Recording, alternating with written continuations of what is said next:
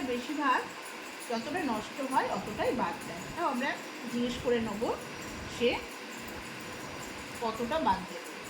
চুলটা একদম টেনে নিচে নামিয়ে স্ট্রেট মানে একদম সোজা করে কাটবো। এই যে সোজা করে কাটলাম, কিছুটা চুল রাখবো, কিছুটা চুল নেবো। কেন? তাহলে মাপটা আমাদের ঠিক করে আসবে।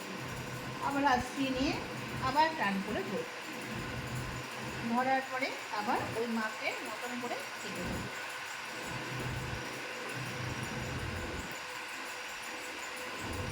এইভাবে পরে এইভাবে একই পদ্ধতিতে আমরা চুলটা কেটেই যাব। আমরা বাদ দিই।